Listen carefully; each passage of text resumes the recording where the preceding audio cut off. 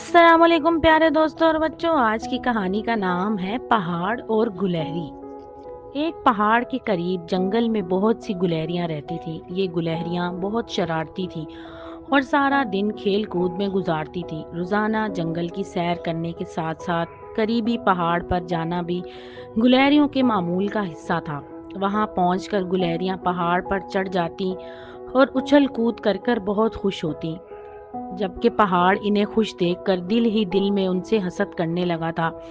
एक दिन गुलहरियां खुश गपों में मशगूल थी कि पहाड़ गुस्सीले लहजे में बोला, तुम सब रोजाना यहाँ आकर अपनी उछल कूद से मुझे तंग करती हो।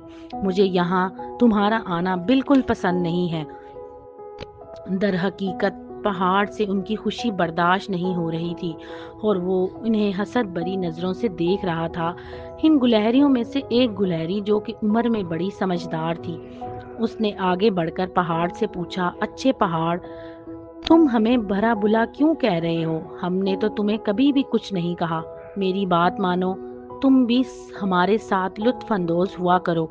गुलहरी की बात सुनकर पहाड़ उदास हो गया।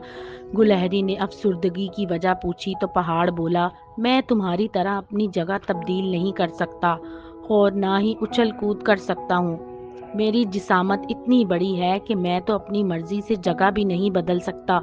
तुम सब रोज यहाँ आकर मेरी उदासी में इजाफे का बाइस बनती हो। मेरा भी दिल चाहता है कि मैं तुम सब की तरह खेल से लुत्फ अंदोज हूँ, लेकिन अपनी वजनी जिस्म की वजह से मैं ऐसा नहीं कर सकता।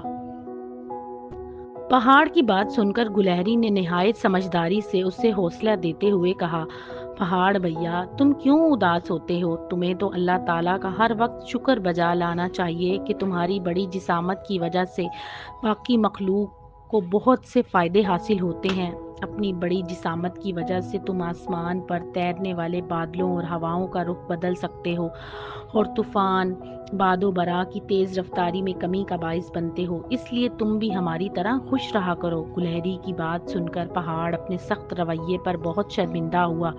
उसे आइंदा हसद करने से तौबा कर ली और अल्लाह ताला का शुक्र बजा लाया कि अल्लाह ने उसे बेमकसद नहीं बनाया। तो दोस्तों, कायनात की कोई चीज़ बेमकसद नहीं है। अगर आपको ये कहानी पसंद आए तो मेरे चैनल को लाइक और सब्सक्राइब ज़रूर कीजिएगा।